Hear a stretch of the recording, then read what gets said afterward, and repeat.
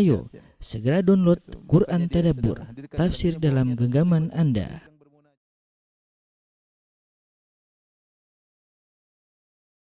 Bismillahirrahmanirrahim. Assalamualaikum warahmatullahi wabarakatuh. Alhamdulillahi ala ihsani wa syukru lahu ala taufiqihi wa amtinani wa asyhadu an la ilaha illallah wahdahu la syarika lahu ta'ziman li sya'nih wa asyhadu anna Muhammadan abduhu wa rasuluhu da'ila ridwani. Allahumma shalli alaihi wa ala alihi wa ashabihi wa ikhwani. Para jamaah Masjid Al-Ikhlas Duku Bima yang dirahmati oleh Subhanahu wa taala, kita melanjutkan bahasan kita mendulang faedah dari surat Al-An'am ya. Pada pertemuan lalu kita sampai pada ayat 141. Kita ulangi sebentar, ada sebagian faedah yang tertinggal dari ayat 141. Allah Subhanahu wa taala berfirman setelah menyebutkan tentang bagaimana orang-orang musyrikin yang bodoh, yang mereka mengharamkan ini, mengharamkan anu, enggak boleh ada hewan yang ditunggangin, ada hewan yang enggak boleh dimakan isi perutnya, yang boleh makan cuma laki-laki, perempuan tidak boleh makan, yang boleh makan cuma penjaga-penjaga berhala-berhala mereka. Intinya mereka mengharamkan sesuka mereka. Maka Allah menjelaskan pada ayat 141 tentang bahwasanya Allah asalnya menciptakan hewan-hewan untuk dinikmati, maka tidak boleh diharam-haramkan seenaknya. Allah menyebutkan, huwallazi ansha'a jannatin ma'rusyatin wa ghairu ma'rusyatin wan nakhla waz zar'a mukhtalifan ukuluh. Kata Allah, dialah yang menjadikan kebun-kebun yang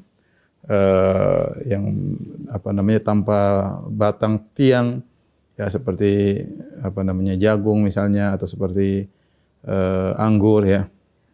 Ghairu ma'rusyatin, dan ada yang dengan tiang seperti korma yang ada batangnya. Kemudian wan nakhla waz zar'a, Allah sebutkan secara khusus dari tumbuhan-tumbuhan tersebut, wan nakhla yaitu pohon korma ya, karena kita tahu pohon korma betapa banyak manfaatnya dan sangat terkenal di Jazirah Arab. Waz zar'a mukhtalifan ukuluh, dan juga tumbuhan-tumbuhan yang bermacam-macam rasanya ya, bermacam-macam rasanya. Dan ini menakjubkan. Allah menjelaskan tentang bagaimana keajaiban-keajaiban yang Allah ciptakan di alam semesta ya. Wazaituna warrummana mutasyabihan wa ghairu mutasyabih. Demikian juga buah zaitun dan buah delima yang ada sisi samanya dan ada sisi tidak samanya. Sisi samanya sama-sama pohon, mungkin dari warna juga mirip ya, tetapi dari rasa berbeda, dari bentuk berbeda ya. Dan ini adalah hal-hal yang menakjubkan yang Allah sebutkan, bagaimana dua pohon yang diberi yang mungkin berdampingan, kemudian sumber asupan gizinya sama ya, dari unsur hara yang ada di tanah beserta air ya, tetapi bagaimana kemudian hasilnya berbeda. Hasilnya berbeda, bentuknya berbeda, rasanya berbeda, fungsinya berbeda. Makanya Allah mengatakan mutasyabihan wa ghairu mutasyabih. Ada sisi samanya namun banyak sisi bedanya ya. Bagaimana Allah sebutkan berbagai macam zara' mukhtalifan ukuluh, tumbuh-tumbuhan yang berbagai macam modelnya. Makanya ketika Al-Qurtubi menyebutkan tentang ayat ini, dia menceritakan tentang keagungan Allah Subhanahu wa taala. Dia mengatakan, lihatlah bagaimana orang-orang falasifah yang mengingkari adanya Tuhan, yang mengatakan segala terjadi secara natural tanpa ada yang mengatur, bagaimana mereka bisa menafsirkan keindahan ini semua ya. Apakah terjadi dengan sendirinya tanpa ada yang mengontrolnya, tanpa ada yang mengaturnya ya.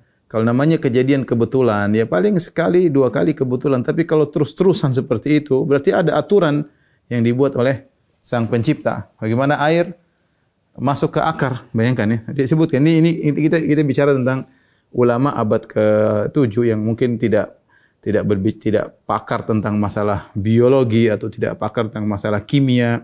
Tapi dia bicara yang sederhana saja yang mungkin bisa dipikirkan oleh banyak orang.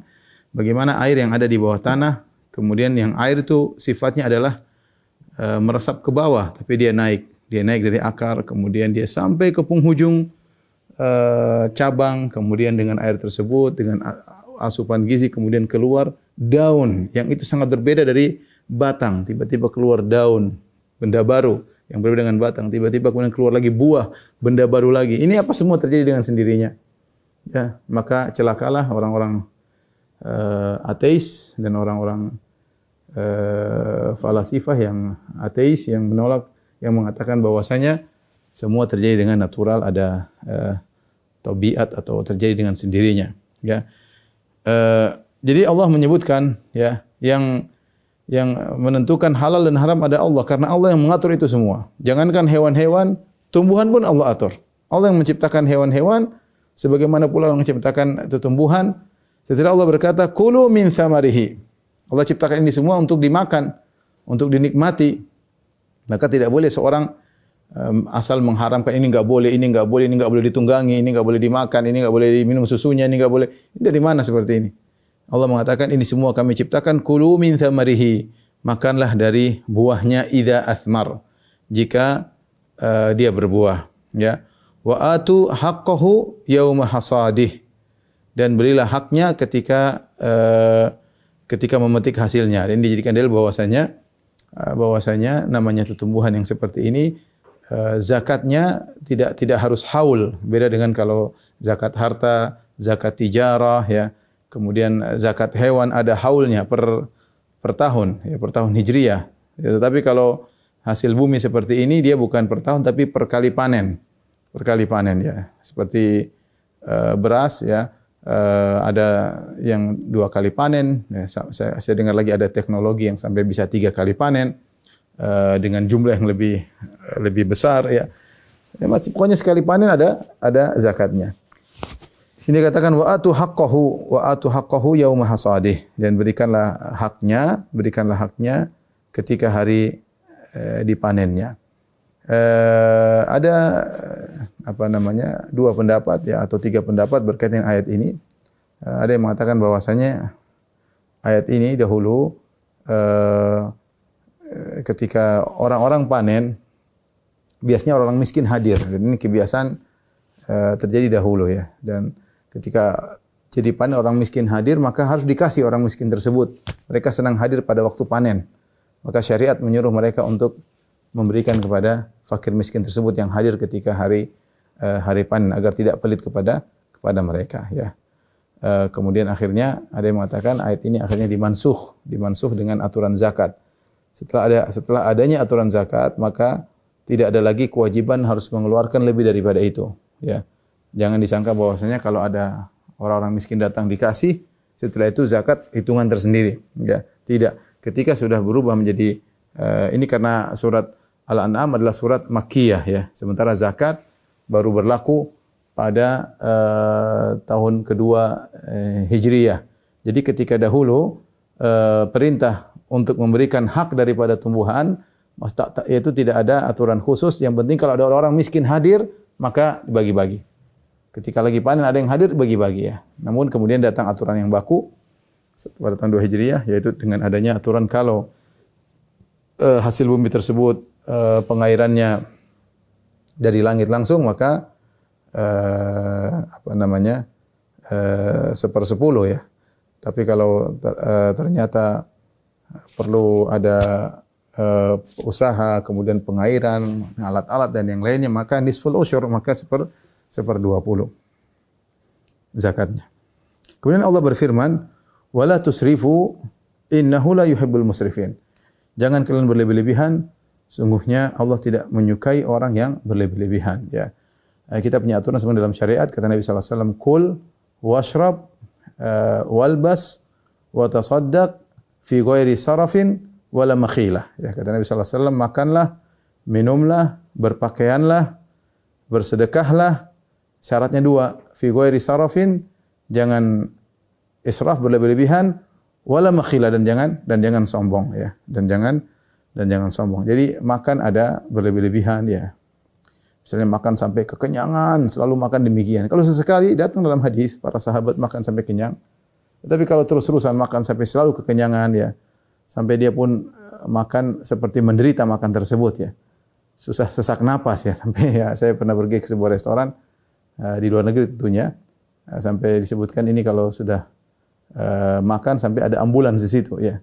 Kenapa? Karena ada yang makan sampai kekenyangan, sampai enggak kuat, sampai masukkan ambulans. Mungkin ada yang sakit-sakit karena saking lezatnya makanan tersebut, sehingga disediakan ambulans untuk kalau ada sampai pelanggan yang makan kebanyakan sehingga berlebihan, maka langsung disiapkan ambulans.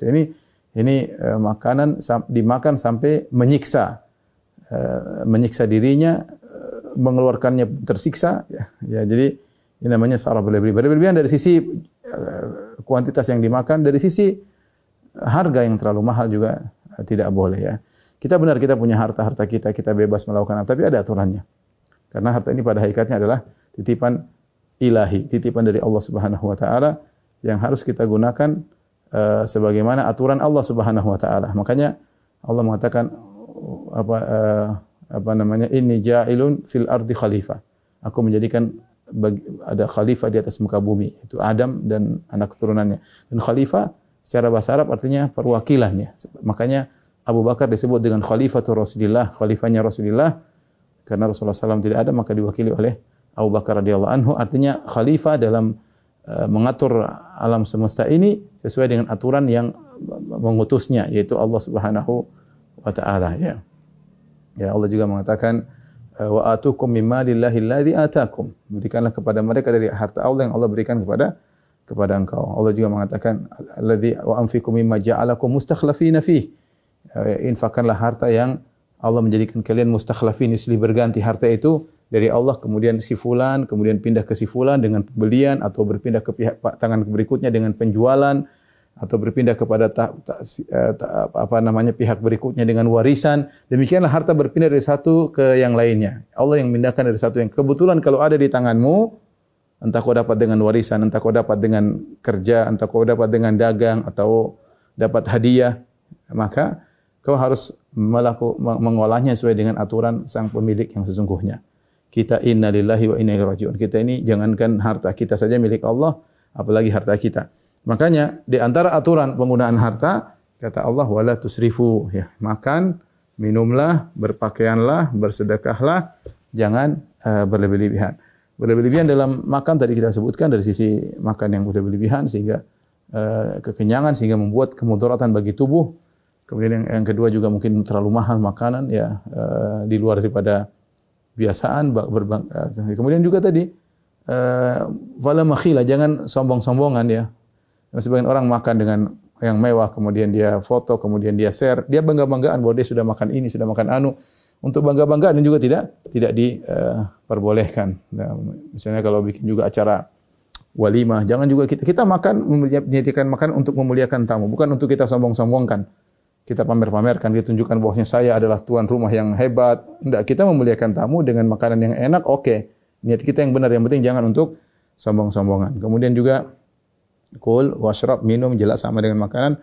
Walbas, gunakan pakaian yang pakaian ini apa yang kita pakai banyak.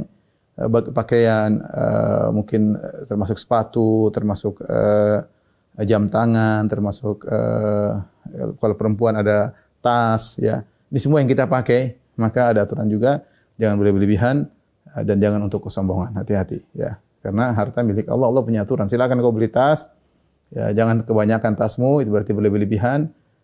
Dan tentunya ini berbeda aturannya antara satu orang dengan yang lainnya, antara satu waktu dengan waktu yang lain, tapi ada urf memberi hukum, urf tradisi mengatakan ini berlebihan. Ya, kalau orang misalnya beli tas sampai harga miliaran ya berlebihan. Ya. Berlebihan ya. Misalnya kalau seperti itulah. Jadi seorang waspada apa yang dia pakai, apakah baju, apakah kalau perempuan ada tas, ada jam tangan misalnya, atau ada sepatu, hati-hati jangan israf. Yang kedua, jangan untuk kesombongan, ya, berbahaya, ya, berbahaya ya.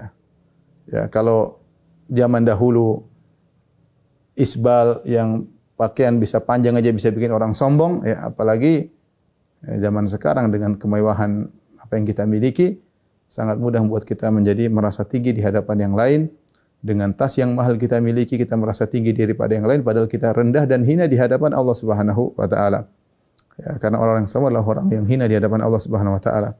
Kemudian wa tasaddaq, bersedekahlah juga, jangan sombong, tentunya harus ikhlas kepada Allah. Dan tidak boleh berlebihan. Apa tidak boleh berlebihan? Itu bersedekah sampai membuat akhirnya dia tidak cukup keluarganya untuk makan dan minum. Artinya dia mengorbankan dirinya, ya, keluarganya kekurangan ya, keluarganya kekurangan. Dan Rasulullah SAW dalam satu hadis ya, Rasulullah SAW berkata, khairu sadaqah an dhahrin ghina ya. Sebaik-baik sedekah adalah khairu sadaqah makana an dhahri ghinan ya. Sebaik-baik sedekah yaitu engkau bersedekah tapi masih cukup buat keluargamu ya, masih cukup buat keluargamu. Jangan sampai kita bersedekah dengan keluarga kita kekurangan. Ini enggak boleh. Ini namanya berlebih-lebihan dalam bersedekah. Berlebihan dalam bersedekah. Ya, kecuali kata para ulama, kecuali seorang yang memang tawakalnya kuat dan sudah terbukti pengalaman pandai mencari harta, maka boleh dia bersedekah dengan seluruh hartanya seperti Abu Bakar radhiyallahu anhu. Ya, bersedekah dengan seluruh hartanya dan Nabi izinkan. Tetapi ketika sahabat lain minta izin untuk bersedekah dengan seluruh hartanya, datang dalam riwayat di antaranya dari dari Ka'ab bin Malik ketika dia bertobat, dia mengatakan, ya Rasulullah, inna min taubati, di antara taubatku aku bersedekah dengan seluruh hartaku. Kata Nabi, jangan. Demikian datang dalam riwayat Abu Lubabah ya.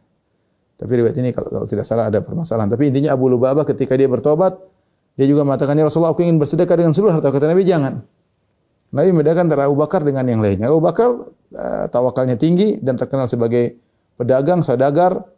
Maka jika dia bersedekah seluruh hartanya pun tidak jadi masalah ya, tidak jadi masalah. Tapi intinya jangan sampai seorang bersedekah kemudian berlebih-lebihan ya, sehingga akhirnya dia meninggalkan keluarganya dalam kesulitan. Makanya Nabi mengatakan khairus shadaqah makana an dhahri ghinan ya. Sebaik-baik sedekah adalah yang orang bersedekah dan keluarganya masih masih mampu. Dia tidak minta-minta kepada orang lain, tidak minta-minta kepada orang lain. Innahu la yuhibbul musrifin. Sungguhnya Allah tidak mencintai orang-orang yang berlebih-lebihan. Setelah itu, dan semua yang digunakan dalam yang haram. Jadi israf bisa pada perkara yang halal yang tadi kita sebutkan. Adapun kalau semua yang digunakan untuk perkara yang haram meskipun sedikit, maka itu israf. Maka itu israf meskipun sedikit. Ya. Uang untuk beli rokok meskipun satu batang israf, haram. Ya. Tidak boleh, itu namanya israf. Semua harta yang dikeluarkan untuk yang haram maka adalah israf dan Allah tidak menyukai orang-orang yang israf. Ayat berikutnya Allah kembali setelah menyebutkan tentang Allah yang menciptakan tumbuh-tumbuhan dan semuanya Allah ciptakan untuk dinikmati, tidak ada yang haram-haramkan. Ya, masalah pengharaman itu hak Allah. Setelah itu Allah sebutkan tentang hewan-hewan kembali ya. Karena ini konteksnya sebagaimana pertemuan lalu Allah sebutkan tentang orang-orang bodoh dari orang musyrikin yang mereka mengharam-haramkan sebagian hewan ya. Ya. Maka Allah bantah di antaranya dengan menyebut tentang tumbuhan, Allah yang ciptakan, Allah yang menciptakan untuk dinikmati, tapi ada aturan jangan sampai berlebih-lebihan. Setelah itu Allah sebut tentang hewan-hewan, wa minal an'ami hamulatan wa farsha. Dan di antara binatang ternak itu ada yang dijadikan untuk pengangkutan dan ada yang untuk disembelih. Farsha, sini ada beberapa pendapat, ada 2 atau 3, tapi secara umum ada 2 pendapat yang kuat. Ada yang mengatakan farsha, kalau hamulah jelas, yaitu hewan, di antara hewan-hewan ada yang untuk ditunggangi. Ditunggangi seperti onta, seperti kuda ya. Fungsi utamanya untuk ditunggangi seperti himar. Himar ditunggangi ya. Entah ditunggangi, entah diletakkan barang-barang untuk dipikul oleh himar tersebut. Onta pun demikian, dikasih ini disuruh pikul bisa. Kuda untuk manusia. Ini di antara hewan-hewan ada yang Allah jadikan hamulah. Kemudian di antaranya ada yang farsha. Farsha ini ada secara umum 2 pendapat yang kuat. Yang mengatakan farsha maksudnya disembelih karena firash itu sesuatu yang dihamparkan. Hewan kalau mau disembelih dijatuhkan kemudian disembelih seperti kambing, seperti sapi. Ya ini fungsi utamanya adalah disembelih maka disebut farsha. Ya farsha. Ada yang mengatakan farsha maksudnya di sini adalah yang bisa dijadikan firash. Jadikan firash maksudnya bisa dijadikan tikar, jadikan karpet, jadikan baju, dijadikan selimut, maksudnya berkaitan dengan bulu domba misalnya atau yang semisal atau kulit yang disamak. Wallahu a'lam bishawab, pendapat yang lebih kuat ini dipilih oleh Tahir bin Ashur bahwa yang dimaksud dengan farsha adalah hewan yang disembelih ya, yang disembelih ya. Hewan yang disembelih. Jadi hewan secara umum ada 2 fungsi. yaitu untuk diangkut dan juga untuk disembelih ya. Dan Allah menyebutkan ini, maka tidak boleh diharamkan karena sebagian musyrikin mereka mengharamkan sebagian hewan untuk ditunggangi, enggak boleh. Oh, hewan ini enggak boleh tunggangi. Tidak boleh ditunggangi. Sebagian hewan diharamkan untuk dimakan. Nah, Allah bantah semuanya. Allah ciptakan hewan ada untuk ditunggangi. Allah ciptakan hewan ada untuk dimakan. Kenapa kalian mengharam-haramkan? Ya. Allah ciptakan semuanya. Wa minal an'ami, di antara hewan-hewan ternak, hamulatan wa farsha. Ada yang jadi tunggangan, ada yang menjadi untuk dimakan. Kulu mimma razaqakumullah wa la tattabi'u khutuwati syaitan. Makanlah apa yang Allah beri rezeki kepada kalian dan jangan kalian mengikuti langkah-langkah syaitan. Ya innahu lakum aduwwum mubin. Sungguhnya syaitan adalah musuh yang nyata ya. Jangan mengikuti cara-cara yang haram. Syaitan ya, langkah syaitan banyak ya. Bahkan dalam masalah makanan juga ada syaitannya. Dalam masalah makan ada juga syaitannya ya. Innahu lakum aduwwum mubin. Sungguhnya syaitan adalah musuh yang nyata bagi kalian. Di sini Allah mengatakan innahu lakum aduwwum mubin. Sungguhnya syaitan itu bagi kalian. Seakan-akan syaitan tidak punya musuh kecuali kalian. Ini itu benar. Iblis minta dipanjangkan umurnya untuk apa? Untuk jalan-jalan di bumi? Enggak. Dia niatnya bukan untuk jalan-jalan di bumi. Dia niatnya memang khusus untuk memusuhi kita. Ya. Fattakhidhuhu aduwa. Ya. Setan itu jadikanlah setan musuh kalian ya. Ya. Setan memang tugasnya adalah menyesatkan kita. Jadi kita harus sadar setan itu bukan nongkrong-nongkrong, enggak, memang dia kerjaannya ingin menyesatkan kita. Makanya dia minta dipanjangkan umurnya, ditunda sampai hari kiamat. Lakum aduwwum mubin. Setan adalah musuh yang nyata bagi kalian ya. Taib. Setelah itu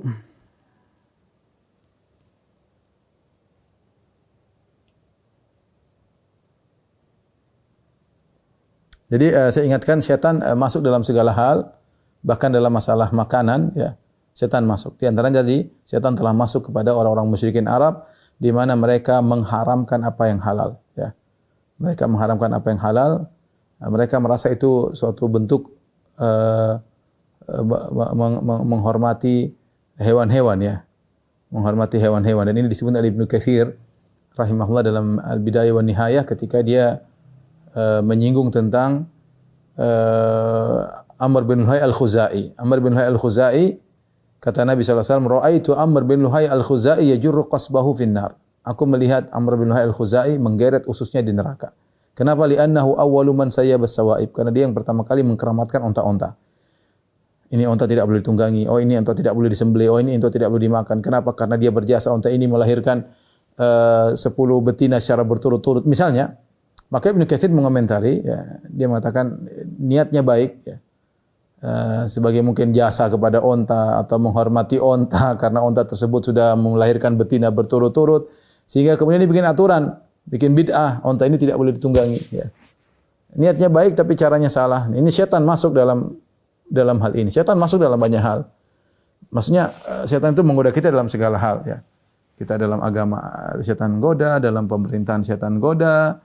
Dalam rumah tangga setan ada godanya, tatkala kita bersendirian apalagi setan menggoda, termasuk dalam masalah makanan. Ya, ini menunjukkan setan tidak meninggalkan tempat yang kita lewati atau tempat yang kita tongkrongi kecuali dia juga nongkrong di situ. Makanya setan yaqudu li ibni Adam bi atruqih. Kata Nabi sallallahu alaihi wasallam, sungguh setan itu nongkrong di seluruh jalan-jalan anak Adam. Tidak ada satu jalan pun ditempuh anak Adam kecuali nongkrong di situ. Ini sesuai dengan firman Allah dalam surat Al-A'raf, laqudanna lahum siratakal mustaqim. Aku akan menghalangi mereka dari jalan yang lurus. Tsumma la'atiyannahum min baini aydihim wa min khalfihim wa an yaimanihim wa syama'ilihim. Aku datangi mereka dari depan, dari belakang, goda dari kanan, dari kiri. Jadi maksud saya, sampai dalam masalah makanan pun ada setannya. Entah setan menggoda orang sehingga menghalalkan yang haram atau mengharamkan yang halal. Atau tadi makan dengan berlebih-lebihan atau makan dengan kesombongan. Ini semua godaan setan. Sehingga kita sadar bahwa setan menggoda kita dalam segala hal, bahkan dalam masalah makanan. Allah mengatakan, lakum aduwwum mubin, innahu lakum aduwwum mubin, sungguhnya setan adalah musuh yang nyata bagi kalian. Tapi ayat berikutnya, ayat 144 ya. 143, kata Allah Subhanahu wa taala, "Tsamaniyata azwaj." Yaitu 8 binatang yang berpasangan, 8 binatang ya. Minadh-dha'ni itsnain ya. Dari domba sepasang, ada jantan, ada betina. Wa minal ma'zi itsnain. Kambing. Dha'an adalah domba, yaitu yang memiliki bulunya wol ya. Kemudian al-ma'iz, minal ma'zi itsnain, kalau orang bilang kambing Jawa yang rambutnya lurus, bukan seperti domba ya, kambing Jawa kata orang ya. Ini 2 model kambing ya. Qul adzakaraini harrama amil unthayain amma ishtamalat alaihi arhamul unthayain. Katakanlah, apakah 2 yang jantan yang diharamkan Allah, ataukah 2 betina yang Allah haramkan, ataukah yang ada dalam kandungan 2 betinanya?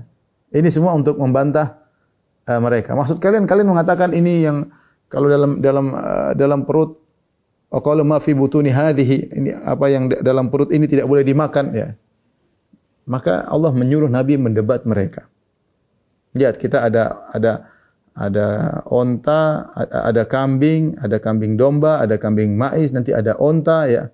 Ada sapi, ini semua ada jantan, ada betinanya. Kemudian juga dalam perut mereka ada janin ya. Tapi mana yang diharamkan?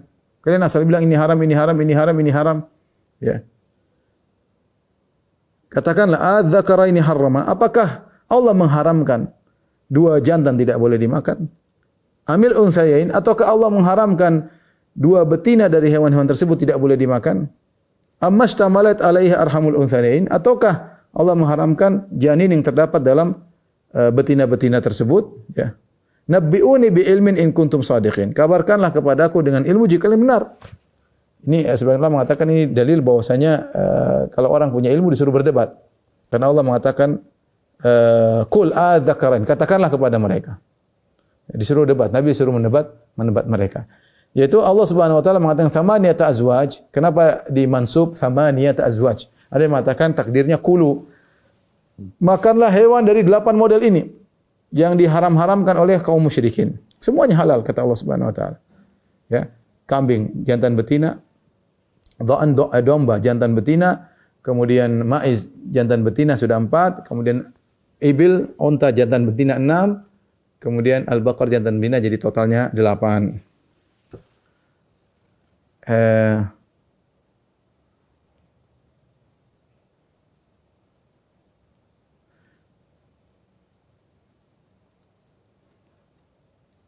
Makanya Nabi SAW disuruh untuk mendebat mereka. Apa yang menyebabkan kalian mengharamkan ini, menghalalkan satu? Sebutkan, nabbi'uni bi ilmin, sebutkan sisi ilmunya. Kenapa ini halal, kenapa ini haram? Kenapa hanya boleh yang makan laki-laki, kenapa perempuan tidak boleh? Jelaskan dengan logis. Dan mereka tidak bisa menjawab.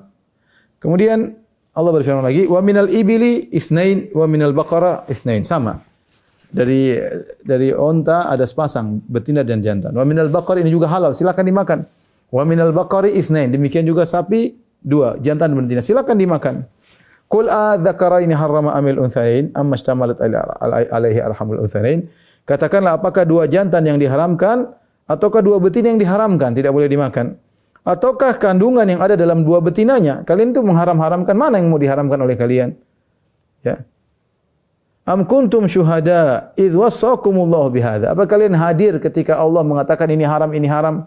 Apakah Allah pernah mengatakan ini haram, itu haram? Kalian hadirkah dalam pengharaman tersebut? Faman azlamu mimman iftara 'ala Allahi kadziban liyudhilla an-nasa bighairi ilm. Dan siapakah yang paling zalim dari orang yang berdusta atas nama Allah ya, untuk menyesatkan manusia tanpa ilmu? Nah, ini berbahaya masalah pengharaman ini. Kalau tidak ada dalil berarti dia telah berdosa atas nama Allah Subhanahu wa taala. Karenanya orang-orang musyrikin ketika mengatakan ini haram, ini enggak boleh ditunggangi, enggak boleh dimakan, Allah mengatakan mereka iftara 'ala Allahi kadziban. Mereka telah berdusta atas nama Allah Subhanahu wa taala, dan itu adalah perbuatan yang sangat zalim, menghalangi suatu yang halal yang Allah halalkan kemudian jadi haram gara-gara dia dengan kedustaannya. Liyudhillan nasa bighairi ilm, untuk menyesatkan manusia tanpa ilmu. Innallaha la yahdil qaumadz zalimin, sungguhnya Allah tidak beri petunjuk kepada orang-orang yang zalim ya. Kemudian kita lanjutkan ayat berikutnya. Setelah Allah menyuruh Nabi membantah mereka, ya, karena mereka kontradiktif, bilang ini haram, ini hal tanpa ada barometer yang tepat, ya, maka Nabi disuruh debat dengan mereka. Setelah itu Allah jelaskan bahwasanya pengharaman dan penghalalan itu hanya milik Allah. Pengharaman terutama, karena hukum asalnya semua halal.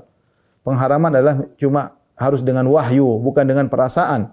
Pengharaman harus dengan wahyu. Maka Allah perintahkan, "Qul," katakanlah wahai Muhammad, "La ajidu fima uhiya ilayya muharraman."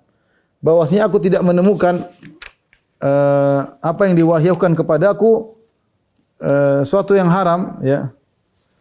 Diharamkan ala ta'imin yata'amuhu, diharamkan atas orang yang makannya, illa an yakuna maitatan. Yang haram tidak ada kecuali ini aja. Illa an yakuna maitatan, yaitu bangkai, au dama masfuhan, atau darah yang mengalir, au lahma khinzirin, atau daging babi, fa innahu rijsun, maka itu adalah suatu yang najis, yang kotor, ya. Au fiskon uhilla li ghairillahi bih, atau hewan yang disembelih atas nama selain Allah, ya.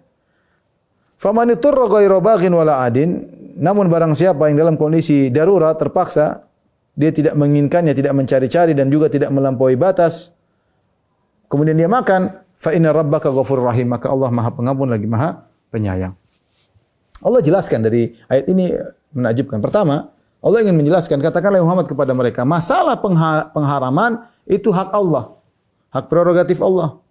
Makanya katakanlah, la ajidu fima uhiya ilayya muharraman ala ta'imin yata'umhu. Katakanlah kepada mereka, aku tidak mendapati dari wahyu yang Allah wahyukan kepadaku, ya, suatu yang haram atas orang yang memakannya, kecuali 4 perkara. Illa ayakuna maitah, pertama bangkai, au dama masfuhan, atau darah yang mengalir, au lahma khinzirin, atau daging babi, fa innahu rijsun, karena itu adalah kotor atau najis, au fiskon uhilla li ghairillahi bi, atau yang disembelih tanpa menyebut nama Allah. Ini saja yang aku dapati.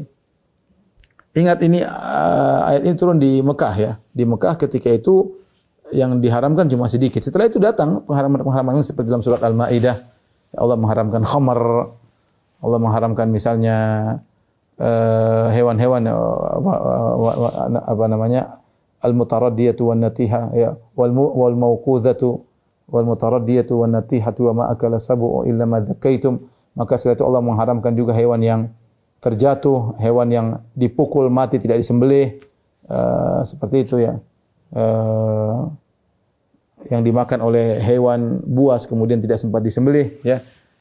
Ada pengharaman-pengharaman yang lain. Tetapi ketika di Mekah, ya, Nabi disuruh mengatakan kepada mereka, masalah pengharaman itu hak Allah. Dan aku sudah cek dari wahyu yang Allah kirimkan kepadaku, yang Allah wahyukan kepadaku, cuma 4 yang haram. Bangkai karena bangkai kotor, ya. Bangkai, darah yang tidak dikeluarkan, ini bisa mengandung penyakit sehingga tidak boleh kalau hewan yang bangkai, ya, di mana darahnya tidak dialirkan. Au dama masfuhan, atau darah yang mengalir, tidak boleh darah yang mengalir kita tampung kemudian kita goreng, enggak boleh, ya. Dama masfuhan tidak boleh, tapi kalau darah yang tersisa di daging atau yang bercampur dengan daging itu tidak jadi masalah. Ya, seorang sudah menyembelih sapi, darahnya sudah keluar semua. Kemudian ketika dia menyembelih ada darah-darah nyempil-nyempil di daging-daging, itu enggak ada masalah. Itu dimaafkan. Bukan itu yang dimaksud, ya. Kadang-kadang kita makan gorengan ayam ada darahnya nempel, enak, ya. Rasanya enak, dan itu makanya ada orang yang nampung darah untuk digoreng, tapi kalau darah yang sedang mengalir itu hukumnya haram. Tapi darah yang tersisa di bagian daging misalnya, atau nempel di tulang atau semisalnya, maka ini tidak jadi masalah. Yang haram adalah dama masfuhan, darah yang mengalir. Kemudian yang diharamkan adalah aulahma khinzirin, daging babi. Fa innahu rijs, karena kotor, daging babi jelas kotor, makannya kotor, dagingnya juga banyak cacingnya, ya, dan macam-macam, ya. Kemudian au fiskon uhilla li ghairillahi bi, atau hewan yang disembelih dengan nama selain Allah, meskipun bersih, meskipun hewan tersebut sehat, tapi tidak disebut nama Allah, maka itu tidak boleh dimakan, ya. Karena hewan yang menciptakan hewan tersebut adalah Allah, maka ketika darahnya dialirkan juga harus dengan nama Allah, bukan dengan nama selain Allah. Inilah 4 yang diharamkan. Wahai kalian, sementara kalian bilang, wahai orang musyrikin, tidak boleh makan ini, tidak boleh makan jantannya, tidak boleh makan betinanya, tidak boleh makan janinnya. Ini semua omong kosong. Di sini Allah menyuruh Nabi untuk menjelaskan bahwasanya pengharaman adalah hak Allah Subhanahu wa taala. Itu pun dalam kondisi terdesak jadi halal. Makanya Allah setelah itu di akhir Allah mengatakan, Faman iturra ghairu baghin wala adin. Barang siapa yang dalam kondisi terdesak, dia tidak mencari-cari dan tidak berlebihan, maka dia makan enggak ada masalah. Dia boleh makan daging babi, dia boleh makan darah mengalir, dia boleh makan bangkai, dia boleh makan hewan yang disembelih dengan nama selain Allah, enggak ada masalah kalau dalam kondisi darurat. Secukupnya untuk menyambung hidupnya itu pun boleh. Ini kalian tiba-tiba mengharamkan dari mana? Wong dalam kondisi darurat ini yang haram-haram saja yang Allah haramkan mesti halal. Bagaimana kalian mengharamkan tidak boleh makan yang jantan, tidak boleh makan yang betina, tidak boleh dinaiki, ini secara mutlak. Tentunya adalah kengawuran dari kalian wahai orang-orang musyrikin. Kata Allah, fa inna rabbaka ghafurur rahim, sungguhnya Rabbmu Maha Pengampun lagi Maha Penyayang. Di sini perhatikan bagaimana ujung Allah menyebut nama Allah di penghujung ayat dan dia berkaitan dengan hukum yang disebutkan sebelumnya. Allah mengatakan, "Famani turra ghairu baghin wala adin." Barang siapa yang dalam kondisi darurat makan yang haram, Allah tidak mengatakan maka halal, tidak. Tidak ada perkataan maka boleh. Tapi Allah cukup dengan mengatakan sungguhnya Rabbmu Maha Pengampun lagi Maha Penyayang. Berarti halal. Berarti halal karena Allah mengampuni dan Allah menyayangi kalian. Ya. Maka dengan mengamati nama-nama Allah, seorang bisa memahami kandungan hukum yang dimaksud, ya. Seperti dalam ayat ini. Taib ikhwan dan akhwat yang dirahmati Allah Subhanahu wa taala, para jamaah Masjid Al-Ikhlas Duku Bima yang dirahmati Allah Subhanahu wa taala. Al-Qurtubi rahimahullah dalam tafsirnya, dan dia memang tafsir yang perhatian tentang masalah hukum-hukum fikih yang berkaitan dengan ayat-ayat Allah Subhanahu wa taala. Ya, maka dia ingatkan bahwasanya ayat ini dalam surat Al-An'am 145 seakan-akan yang haram cuma 4. Cuma tadi darah yang mengalir, daging babi, ya, bangkai dan yang disembelih selain Allah, cuma 4 ini. Tapi dia ingatkan ini ada ayat Makkiyah. Ketika itu belum ada yang pengharaman yang lain. Kemudian Allah susulkan pengharaman-pengharaman yang lain, baik dari Al-Qur'an maupun Sunnah. Di antaranya dalam surat Al-Maidah. Dalam surat Al-Maidah Allah sebutkan di sana ada hewan-hewan yang di luar daripada konteks ini, tapi juga hukumnya haram, seperti hewan yang terjatuh, hewan yang dipukulin, hewan yang tidak yang tadi dimakan oleh binatang buas, ini juga haram. Di antaranya khamar. Khamar juga tidak disebutkan dalam ayat ini. Tapi dalam surat Al-Maidah, dan surat Al-Maidah adalah surat yang muncul turun terakhir menjelang wafatnya Nabi sallallahu alaihi wasallam. Ternyata khamar juga diharamkan. Demikian juga dalam hadis kata Nabi sallallahu alaihi wasallam, sungguhnya semua innallaha harrama kulla dhi nabin minas siba wa kulla dhi mikhlabin minat thair. Allah mengharamkan semua hewan buas yang memiliki taring, ya, seperti itu tidak boleh dimakan, dan juga burung yang memiliki cakar yang untuk menerkam, yang maka ini juga hukumnya haram. Ini datang dari sunnah. Berarti ada juga perkara-perkara yang Rasulullah haramkan dari ayat surat Al-Maidah, dari hadis Nabi juga ada yang haram menyusul daripada ayat ini. Jadi bukan cuma 4 ini aja. Ada yang lain lagi, ya. Taib. Di luar daripada itu, maka ada khilaf di kalangan para ulama. Hewan-hewan yang tidak disebutkan, maka ada khilaf. Contoh yang dikhilafkan seperti gajah. Gajah bagaimana hukumnya, ada khilaf. Ada yang mengatakan haram, ada yang mengatakan tidak, ya. Ya. Contoh yang tidak ada khilaf di antaranya monyet. Semua orang sepakat monyet haram. Monyet ijma haram, ya. Cuma nanti khilaf, boleh enggak jual monyet? Ada yang bilang boleh, ada yang bilang enggak boleh. Yang bilang jual boleh, kenapa? Monyet lucu, bermanfaat untuk membuat hiburan bagi anak-anak, maka boleh dijual, ya. Tidak ada khilaf, tapi makannya jelas tidak boleh. Kuda juga ada khilaf. Ada yang mengatakan haram, mengatakan halal. Yang benar adalah halal, ya. Ya, ini contoh-contoh hewan-hewan yang diperselisihkan. Contohnya lagi misalnya ular. Ular boleh dimakan atau tidak, ada khilaf di kalangan para ulama. Karena tidak termasuk dari nas-nas yang tegas mengatakan halal atau haram, ya. Karena namanya siba, binatang buas, ma'ruf. Binatang buas itu seperti singa, macan, anjing hutan dan yang lainnya. Nah, kalau siba bagaimana? Kalau ular bagaimana? Tidak disebutkan. Ya, maka ada khilaf, ada yang mengatakan haram, ada yang mengatakan halal. Yang lebih hati-hati adalah haram. Semua hewan yang diperintahkan untuk dibunuh, maka hukumnya haram. Contohnya ular diperintahkan untuk dibunuh, contohnya kalajengking, contohnya tikus, ya.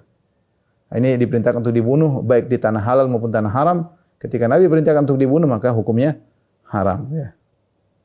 Sampai landak bagaimana? Hukumnya haram atau halal? Ada khilaf di kalangan para ulama. Intinya ulat sagu, ulat ini ada juga khilaf di kalangan para ulama. Ada yang mengatakan haram karena jijik, ada yang mengatakan tidak, hukum asalnya halal. Kita tidak boleh mengharamkan kecuali dengan dalil dari wahyu, ya. Belum lagi kita bicara tentang hewan al-barma'i, yaitu hewan-hewan yang ada hidup di dua alam, seperti kepiting, seperti kura-kura, seperti buaya. Maka ini semua ada pembahasan menurut saya. Ini ada hukum fikihnya tersendiri.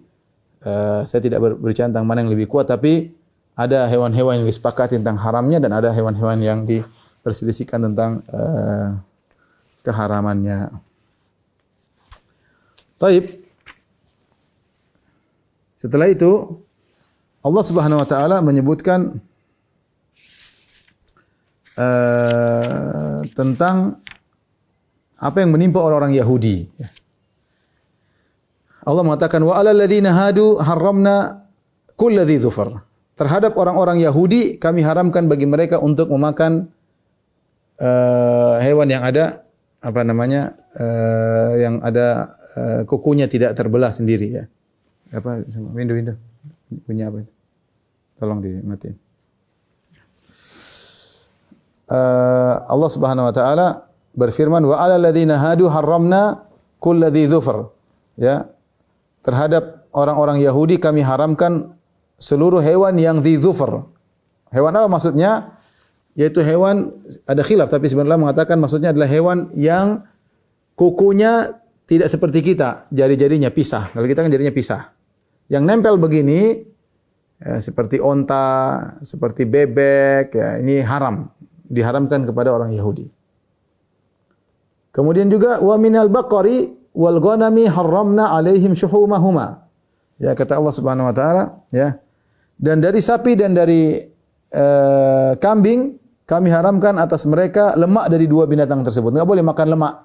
Lemak sapi yang enak, lemak kambing tidak boleh, haram. Illa ma hamalat zuhuruhuma, kecuali lemak yang melekat di punggung sapi atau punggung. Ini lemak ini aja yang boleh. Lemak yang lain, lemak di perut, di ini enggak boleh. Ya. Kecuali lemak yang nempel di punggungnya. Awil hawaya atau yang melekat di perut besar. Al hawaya itu di perut besar, ya. Au makhtalata bi azm, atau lemak yang bercampur dengan tulang, ya. Ada yang mengatakan maksudnya itu di bagian pantat, ya. Hewan tersebut. Dzalika jazainahum bi baghihim. Inilah balasan kami kepada mereka akibat kedurhakaan mereka, ya.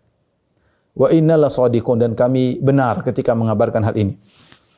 Jadi Allah ingin mengkokohkan bahwasanya masalah pengharaman itu hak Allah. Maka pas di sini Allah sebutkan tentang contoh Allah pernah mengharamkan kepada orang-orang Yahudi dan itu hak Allah semata. Allah bilang ini haram, ini haram, ini haram, tapi ada sebab. Sebabnya karena mereka durhaka. Sebabnya karena mereka durhaka. Sebagaimana yang Allah sebutkan dalam surat An-Nisa ayat 160 sampai 161, kata Allah Subhanahu wa taala, "Fa bi dzulmin minal ladzina hadu harramna 'alaihim thayyibatin uhillat lahum." Karena kezaliman orang-orang Yahudi, maka kami haramkan perkara-perkara yang baik yang tadinya halal bagi mereka. Namun mereka berbuat zalim, akhirnya diharamkan sebagai hukuman bagi mereka.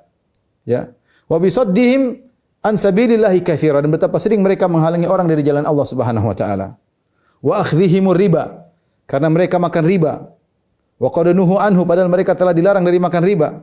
Wa aklihim amwalan nasi bil batil, dan mereka makan harta manusia dengan cara kebatilan. Gara-gara kezaliman yang mereka lakukan ini, Allah hukum mereka dengan mengharamkan sebagian yang tadinya halal bagi mereka. Ya. Jadi orang-orang Yahudi mereka haram akibat ulah mereka, dan ini mereka ingkari. Kata mereka, enggak kok, kami dulu memang dari dulu sudah haram, dari nenek kami, nenek moyang kami memang sudah haram ini. Enggak. Kata Allah, wa inna la shadiqun, kami benar. Dzalika jazainahum bi baghihim. Ini semua adalah balasan bagi mereka akibat kezaliman mereka. Akibat mereka makan riba, akibat mereka menghalangi orang dari jalan Allah Subhanahu wa taala, akibat mereka makan harta manusia dengan kebatilan, ya, makan yang haram. Ketika mereka bebas makan seperti ini, maka Allah haramkan sebagian makanan yang tadinya halal bagi mereka sebagai hukuman bagi mereka. Ini yang diingkari oleh Yahudi, kata mereka, enggak, ini dari awal. Dari awal nenek moyang kami sudah haram. Allah bantah, tidak benar. Dalam surat Al-Imran kata Allah, kullu ta'ami kana halal li bani Israil illa ma harrama Israilu ala nafsih. Kata Allah, dulu semua makanan halal bagi Bani Israel, kecuali yang Israel, yaitu Yakub, mengharamkan bagi dirinya sendiri karena dia punya nazar. Tapi selain Yakub, hukum asalnya seluruh haram bagi Bani Israel. Nah, sekarang jadi haram, tiba-tiba kalian dapati dalam Taurat haram. Kenapa? Allah jelaskan kalian tuh dulu pernah diharamkan gara-gara kalian kurang ajar. Bukan diharamkan sejak awal kalian jadi Bani Israel, tidak. Karena makanan dulu semuanya halal bagi kalian. Kullu ta'ami kana halal li Bani Israel. Semua makanan dulu halal bagi Bani Israel kecuali apa yang diharamkan oleh Yakub pada dirinya karena dia bernazar. Ya. Nah, sekarang kalian dapati ternyata di dalam perjanjian lama masih ada dalam kitab Imamat bagaimana diharamkan makan ini coba. Saya tadi sempat buka Imamat 11 ayat 13 dan yang lainnya ya. Tapi inilah contoh, setiap binatang yang berkuku belah. Setiap binatang ayat 11 Imamat 11 ayat 3 dan seterusnya. Setiap binatang yang kukunya berkuku belah, yaitu yang kukunya berselah panjang dan yang memah biak boleh kamu makan. Tapi inilah yang tidak boleh kamu makan dari yang bermamah biak atau dari yang berkuku belah. Onta, karena memang bermamah biak tetapi tidak berkuku belah. Artinya jarinya tidak lepas, tidak pisah-pisah. Ya. Ini berarti onta diharamkan. Haram itu bagimu. Juga pelanduk, karena memang bermamah biak tapi tidak berkuku belah. Haram itu juga bagimu. Juga kelinci, karena memang bermamah biak tapi tidak berkuku belah. Haram itu bagimu. Demikian juga babi hutan. Babi hutan karena memang berkuku belah, yaitu kukunya berselah panjang tapi tidak bermamah biak. Haram itu bagimu. Intinya memang ini terdapat dalam Taurat ya, yang ingin Allah jelaskan kepada orang Yahudi, kalian itu diharamkan bukan dari asalnya, tapi asalnya halal. Tapi kalian diharamkan karena kalian berbuat kurang ajar. Maka Allah hukum kalian dengan mengharamkan sebagian yang tadi uhillat lahum, yang tadinya halal bagi kalian. Makanya ketika datang Nabi Isa alaihissalam, Nabi Isa alaihissalam ingin menghalalkan sebagian yang haram bagi mereka. Kata Nabi Isa, "Wali uhilla lakum ba'dalladzi hurrima 'alaikum." Aku diutus untuk menghalalkan sebagian yang tadinya haram bagi kalian sebagai rahmat. Tapi mereka tidak percaya sama Nabi Isa. Kata mereka enggak ada mansukh dalam Taurat, enggak ada nasi mansukh. Isa bin Maryam ngawur. Sehingga mereka tidak mau beriman kepada Nabi Isa, di antaranya karena mereka menganggap Nabi Isa berani korek-korek hukum Taurat dengan akhirnya menghalalkan apa yang tadinya diharamkan bagi mereka. Apalagi datang Nabi Muhammad SAW, maka ini semua jadi halal. Jadi berkaitan dengan haramnya hewan yang jarinya tidak terpisah, ini hanya khusus orang Yahudi. Makanya Allah di awal ayat mengatakan wa 'alal ladzina hadu, dan atas orang-orang Yahudi, artinya hukum khusus buat mereka, tidak berlaku kepada kita orang-orang Islam. Ini hukum khusus buat mereka. Haramna kulladzi dzufar, kami haramkan hewan yang tidak kulitnya tidak yang jari-jarinya tidak terpisah, dan juga tadi lemak tidak diperbolehkan kecuali yang ini dan yang itu. Makanya mereka tidak makan onta, tidak boleh makan onta, tidak boleh makan bebek, ya, tidak boleh makan burung onta yang semua kakinya tidak terpisah, ya. Baik. Kemudian kata Allah Subhanahu wa taala, "Fa in kadzdzabuka faqur rabbukum dzu rahmatin wasi'ah." Kalau mereka mendustakan engkau wahai Muhammad, ya, katakanlah Rabb kalian itu memiliki rahmat yang luas. Allah kasih kalian kesempatan untuk bertobat. Kalau mereka mendustakan engkau, katakanlah, jadi Allah Maha rahmat yang luas. Allah kalian kesempatan. Tapi jangan sampai kalian luput dari rahmat Allah tersebut dengan membangkang terus-menerus sampai meninggal dalam kondisi su'ul khatimah. Kenapa? Setelah itu Allah mengatakan wala yuraddu ba'su 'anil qaumil mujrimin. Meskipun Allah rahmatnya luas, tapi kalau ternyata membangkang terus dan Allah turunkan azab, maka tidak ada yang bisa menolak azabnya dari orang-orang yang mujrimin, dari orang para pendosa, ya.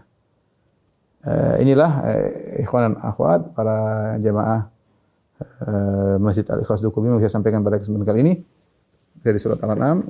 Insyaallah kita masih 2 pertemuan lagi untuk menyelesaikan surat Al-An'am. Demikian kepada para jemaah Masjid Al-Ikhlas Dukuh Bima dirahmati Allah Subhanahu wa taala, apa yang saya sampaikan kurang lebihnya saya mohon maaf. Wabillahi taufiq wal hidayah. Assalamualaikum warahmatullahi wabarakatuh.